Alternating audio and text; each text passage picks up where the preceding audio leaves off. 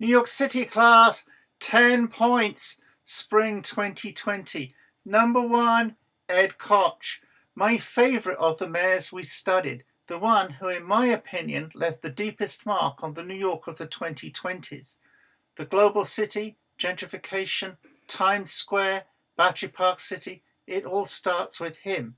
The mayors who inherited his white ethnic and liberal coalition, Giuliani and Bloomberg, work within the framework Ed Koch has established.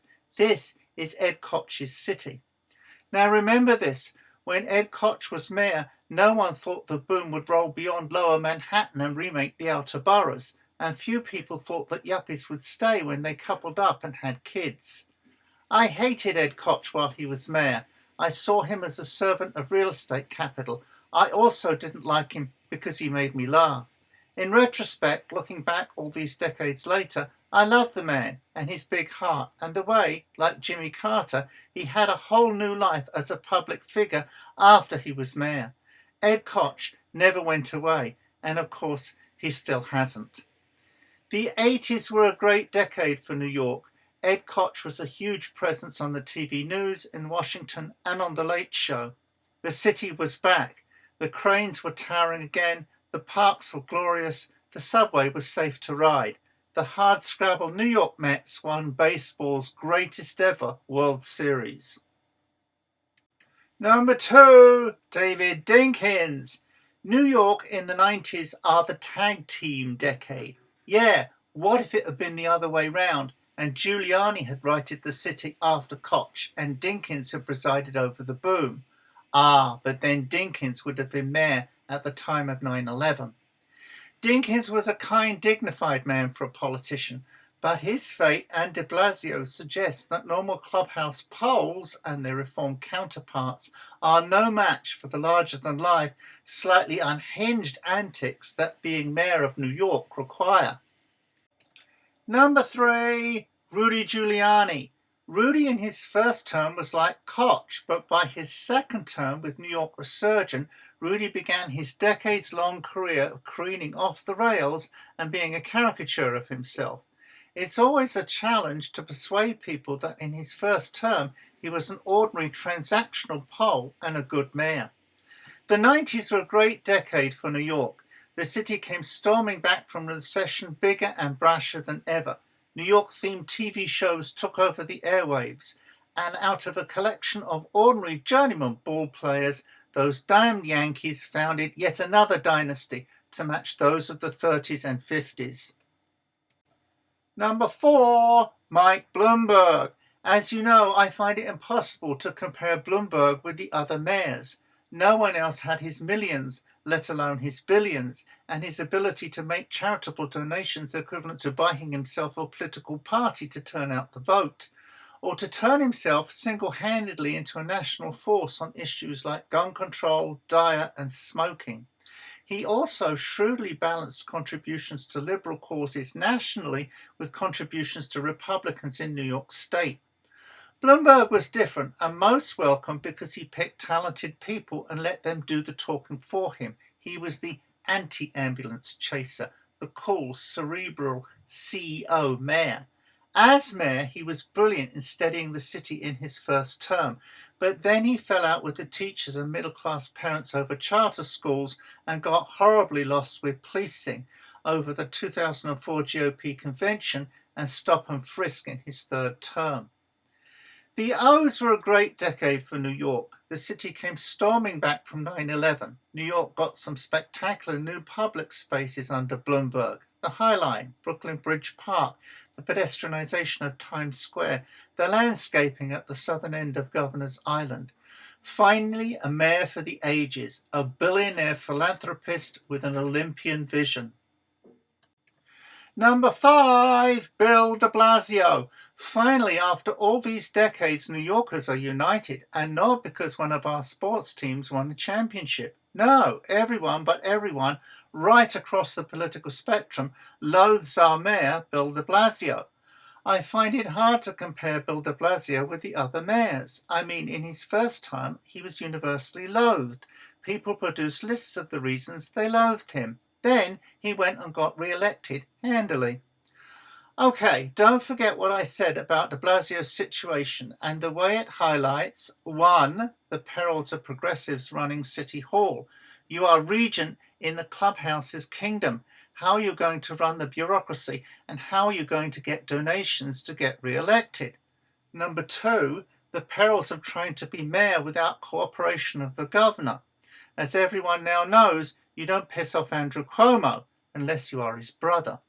Number three, the perils of trying to be a critic of the president. Another New Yorker you shouldn't piss off, and one who has recently changed his residence to Florida. Bill de Blasio is a reminder that the mayor of New York needs to be a larger-than-life political outsider, and even then, the weight of the office has dragged down even the likes of Koch and Bloomberg in their third term. The teens were a great decade for New York. The city came storming back from the Great Recession. The global circuits of capital tourists and migrants continued to course through the city. New York elected its first progressive mayor since John Lindsay in the late 1960s. But in spite of 2018 and Democrats taking back control of the state Senate and shoring up the rent stabilization system, the reckoning did not come due. Even before the virus hit, New York's economy was buckling under the assault of Uber and Airbnb. Number 6, the clubhouse and reform. It's too bad you missed Priscilla and Amanda from the Bensonhurst clubhouse and got an introduction to New York politics from the point of view of the machine. Yes, that's AOC's opponents.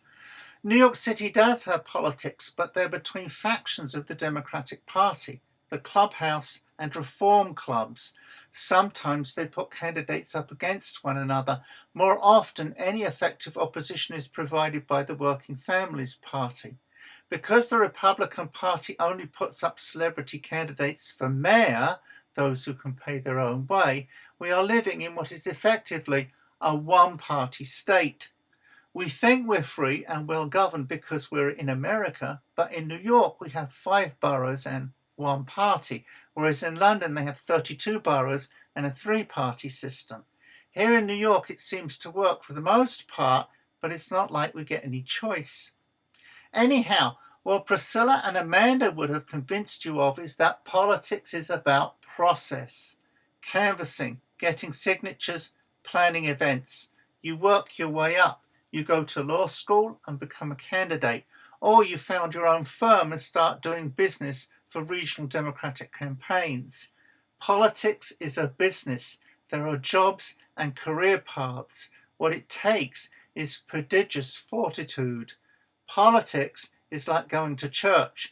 It's work, but you go because it's good for you, and you go because it's good for your people. Number 7, of yuppies and hipsters. Yeah, I knew you would like this, and it is you. Back then, you would have been yuppies. Today, you are the dreaded cute hipsters on the other side of the room. Over the years, legions of you have funneled through this class. Some of them, who are now kicking ass on behalf of the New York public, can be found on the speakers page. Most of those who stay in New York after graduation do not do so because they love it here. Moving is a nightmare, the commute is a terror, the neighbours are weird, the boss is a sadist, everyone is pretentious, and it smells bad in summer. But they stay in New York in spite of everything because once you've lived in New York, other places seem so unaccountably slow and suffocatingly bucolic, it makes you want to scream. You go back to JFK and everyone is babbling in different languages about the weather and how JFK sucks, and you think, home. I can go back to being my same old weird self now and no one will care.